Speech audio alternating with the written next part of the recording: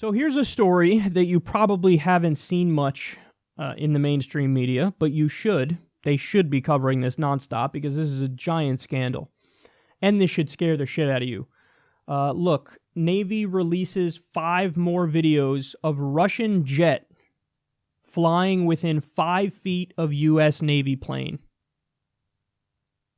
So now this is continued to happen.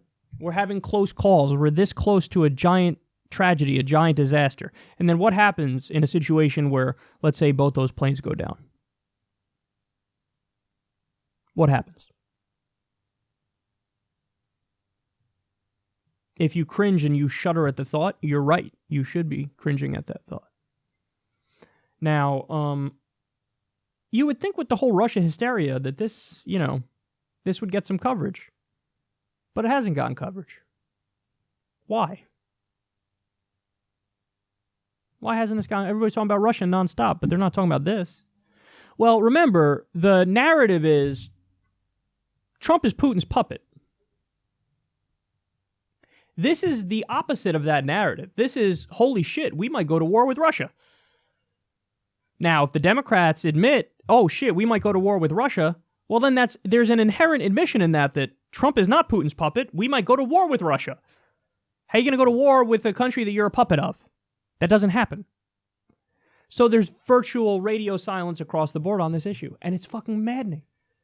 Just like there's radio silence on the fact that there's a NATO buildup on Russia's border right now. There are NATO troops on Russia's border right now. The U.S. government armed Ukrainian rebels, many of them neo-Nazis. We just did that. So now there's a proxy war going on between the U.S. and Russia right now. There's a proxy war in Syria going on with the U.S. and Russia right now. The U.S. just announced we're indefinitely staying in Syria. Why? To counter Assad. Why would we want to counter Assad? Because he's Russia's ally. There's all these escalations going on all over the place. Nobody's talking about it. Nobody's talking about it. Why? Because it undermines the narrative of Trump as Putin's puppet. So now, here's the thing. I resist on Trump-Russia. You know how I resist? From the left. That's how I resist. I want Trump to be more to the left on Russia. Corporate Democrats want Trump to be more to the right on Russia. They want him to be more belligerent. They want him to be more hawkish. That's a terrible idea. Now, here's the most important fact. So, holy shit, what? We almost are having plane crashes between Russian jets and U.S. planes, and this bad idea. This is a dangerous scenario. Where did this happen? Now, I mean, obviously, since Trump is Putin's puppet, this is Vladimir Putin fucking flexing muscle and showing how much he dominates us. So obviously this occurrence happened in the Gulf of Mexico, right? Right on our border. No. It happened in the Black Sea, right by Russia's border. So there's a NATO buildup on Russia's border. There's multiple proxy wars going on right next to Russia. Our fighter jets are flying right by Russia's border. And we almost had an accident which led to a war. And it's not noteworthy. What the fuck are our planes doing there? Get out! Get out! Get out! Can you imagine Russian jets flying in the Gulf of Mexico right now? We would immediately be like, prepare the weapons, we're launching. If Russian troops were on Mexico's border right now, we would be like, that's it, we're going to war. Well, there are NATO troops on Russia's border right now, U.S. planes flying on Russia's border right now. And we act like, Putin's being aggressive towards us. What?